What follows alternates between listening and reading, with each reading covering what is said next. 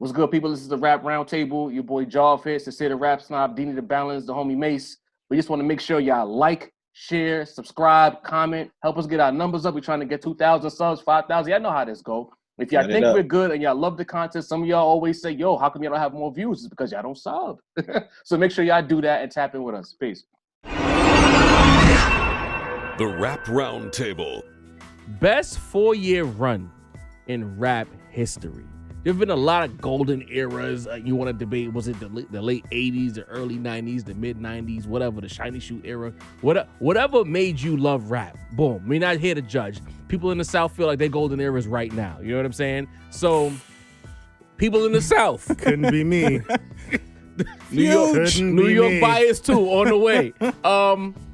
So, the question I have for the table is, we've lived through basically almost the entirety of rap's existence.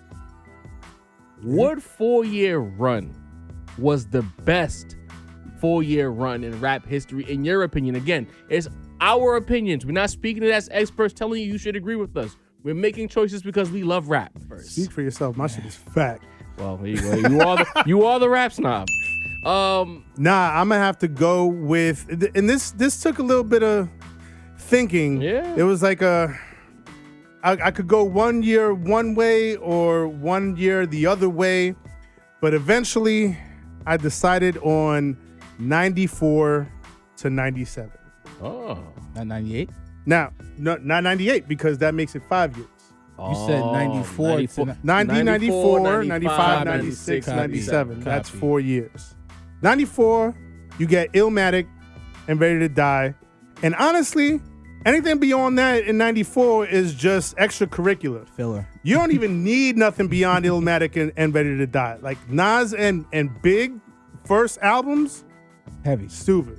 But you still got Outkast, Southern Playalistic. You got Method Man to Cal. You got Hard to Earn from Gangstar. You even got J. Rue the Damager. I know, we don't think of him as like, a big rap star, but depending on a certain age group, J. Rue the Damager is very important. But exactly, but well The respected. Sun Rises in the East, produced entirely by DJ Premier. Crazy. That should go so crazy. Then we get to 95. Come on. 95. The 95, 96 two-piece 95. is very... Only built for Cuban links. Yeah. And the infamous Yeah. Liquid Swords. Yeah. Plus, Biggie didn't drop his own album, but he's running the airwaves, Yeah. bro. Did Junior Mafia drop that Junior year? Mafia dropped Mafia. that year. So we're getting singles from Ready to Die because it dropped late 94. We got the One More Chance remix. Oh. We got Who Shot Ya? Yes. Who that originally was a Lucy, and then like years later, like decades Shot later, Ya? they ended up. Now I can't help but My think fault, of bro. like Megan Thee Stallion now all shot the time. Jesus Christ, you guys have ruined me. But yeah, decades later they added it to the end of the album. But originally it was a Lucy. It was not on Ready to Die. For you youngins out there who go into the streams and see Who Shot You at the end, that was not originally on the album. It was just a Lucy single out there. Lore made it part of the album. Right. And then you had Players Anthem and you had Get Money. So Big was all over the airwaves in 95, even though he didn't drop an album that year. What else? Then getting to 96, It Was Written, Ready to Die, came out a week apart from each other. A week apart. Crazy. Iron Man, Hell on Earth, The Score. Then 97, Life After Death, No Way Out, Wu-Tang Forever, The War Report. That put up your 4-year run. Put up any era. I dare y'all. Wow. You know You what? talking his shit. Wow, I would bro. I would take That's that crazy, bro. and I would raise you 95 to 98. Okay. State your claim. You know? All right, so you already gave us the 96 97 vibe, you know? And 95. Yeah. But the rundown in 98, man, I mean, we got Hove, Hard Knock Life. We got Most Def, Talib Kweli. Black Star. We got Capital Punishment by Pun. Moment of Truth by Gangstar. Quimini for all the Outkast heads that don't know their lyrics. We got The Miseducation of Lauryn Hill. We got It's Dark and Hell is Hot. Cannabis had a good album. Well, I'm gonna say good, but it was lyrical as hell. Flesh in My Flesh. DMX did 2 in 1 year. You dig? RZA had Bobby Digital. Don Cartagena from I mean, come on, man. 98 was heavy. Pieces of Man. Nore's greatest album. 98 was heavy, but then we have to give up 94. We have to give up Illmatic and Ready to Die. I'm not doing that. 90, I'm not doing that. Honestly, the mid to late 90s, you know what? As far as history goes, now let's say if we want to do 5-year run and throw 98 into Sincere's pick, that pocket right there is there's no better era. Again, the people in the South are gonna disagree with us because this is their time, but creatively, record sales, culturally, 94 through 98 set the tone for what the industry is. You know, it got bastardized by these new gatekeepers. Fair is fair, but for a moment, that was the standard. Yeah. You know what I mean? And if you came up in that time, and we argue about it in the past off wax, that was the, I would say, the peak of, in order to be recognized, you had to be nice. There's not many whack rappers. You had guys who were not as good as, but there weren't many whack notable rappers outside of maybe Diddy who were getting regular love on the radio. Yeah. All these rappers were good. They might have sold out, but they were good at what the fuck they did. My pick is tough. Like, Sincere kind of changed the dynamic, but I see what he did and it made sense. Because at first I was going to make one pick, but then the math made sense. My pick is 1998 through 2001. So the caveat, pardon me, is a lot of it is, this is more of an emotional pick than a factual pick. I'm thinking of as far as like how a nigga felt when he was listening to what was going on. Like, you had the tail end of the Shiny Suit era. You had my favorite rapper, Jay-Z, coming into his own as a superstar. The rapper we know today, you could say started in 98 as far as the echelon. To me, there's no summer better than Nore screaming what on the radio. Yeah. Because a lot of this, for us, it wasn't no streaming. It wasn't no phones, fellas, ladies. You had to be there. You had to be on a radio. Facts.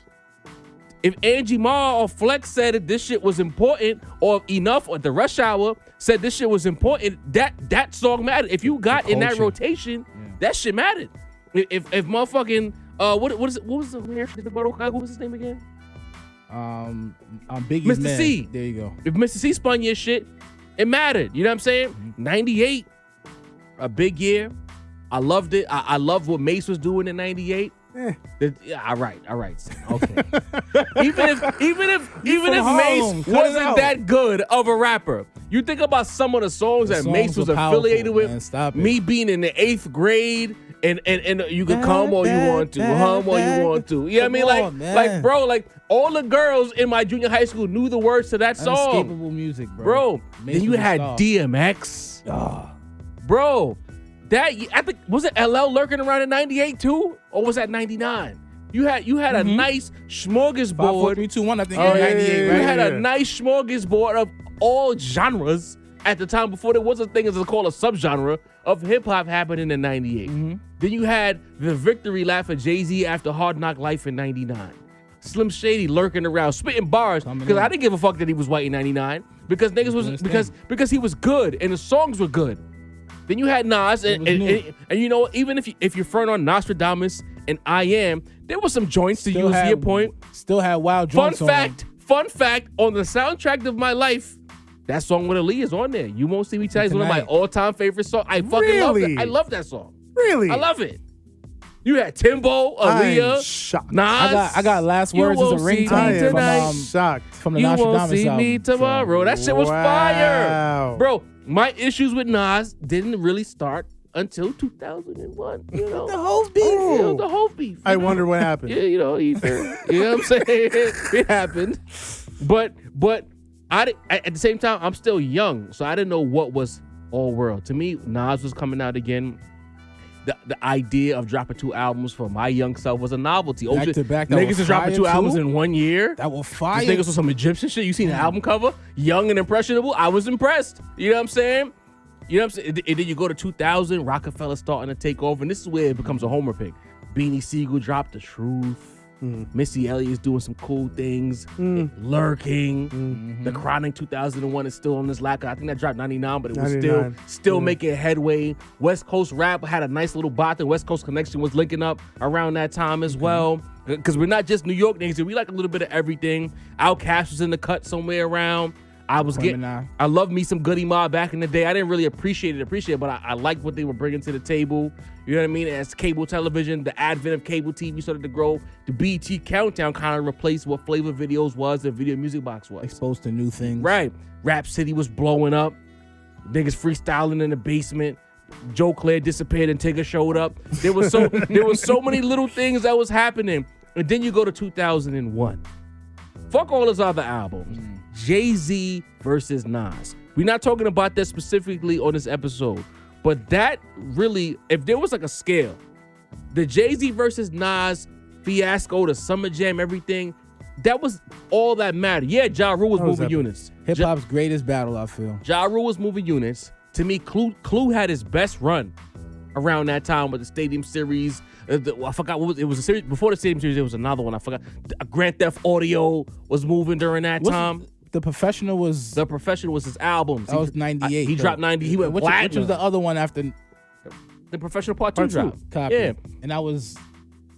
I think that was 01 or 02. But Dini, you fucking me up my right fault, now. bro. My fault. You know I'm what I'm trying to get my saying? years right.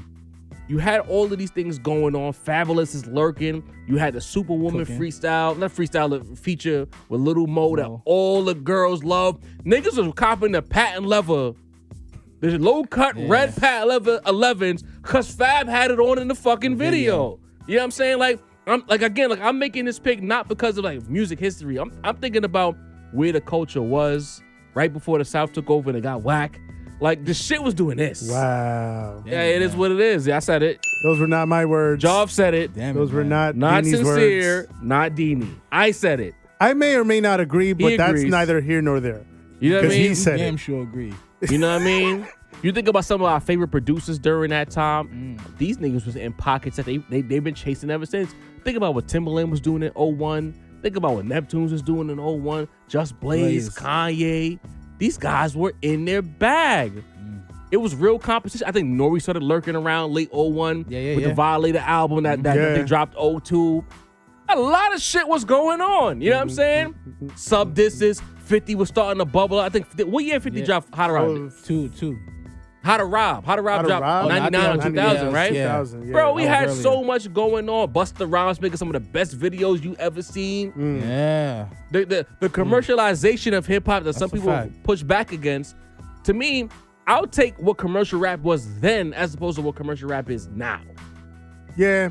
I mean, and that started in 98. I get, and it's telling that my era, the era that I picked as the best 4-year run, cuts right before 98. Makes sense. You know what I mean? Because 98 going forward, that's when like shit like Master P and Cash Money and like shit started blowing up 98, everywhere. Juvenile. Then Juvenile dropped 98. 98 is when you could really party though. You know Their what I'm whole saying? got on the high remix and had niggas like, what the fuck is this? There you go. But, like, Party. There you go. But I mean, I'll say this: it was definitely an era of commercial hip hop that was still artistically exciting, and innovative. Everybody's still, you know what I mean?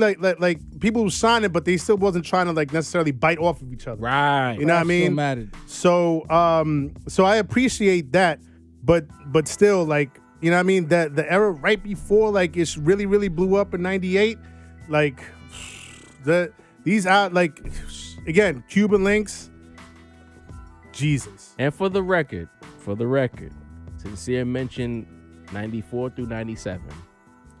We got to throw Tupac in there. He was a very important piece of that puzzle. He didn't mention Tupac, and I can hear the comment section. Yeah, he was. 96? I'm being facetious, bro. 94, 95, So you want them to kill you in the 96? comments. All right, kill him. He didn't mention Tupac. I was trying to I be the did good not guy. mention Tupac. Yeah, no, of course. Honestly, obviously Tupac was in the mix. Wow, 95 and bro. 96. Yeah, he was in there. Yeah, I he mean, was. welcome With to some California. classics. What, ain't nothing but was it America's Most Wanted? Ain't nothing but a gangster party. Songs Yeah, happen. all You that. know what I mean? Classics. All that. He's a New York nigga though. I mean, to be fair, I ain't having like no West Coast as my well, you are my the rap examples snob. from 94 to 97. New York Unapologetic. You know what I'm saying? But I almost went with 93 to 96 because I wanted to include Doggy Style Okay. in 93. That but was then a I very was like, important. eh. Legendary album. Eh? No. The album's bro. phenomenal. That's But crazy. also Huge in part of the 93 had trap, the Enter the culture. Wu-Tang. Mm-hmm. But then I was like, These are important albums. 94, in history. 95, 96, 97, we got plenty of Wu-Tang. Yeah.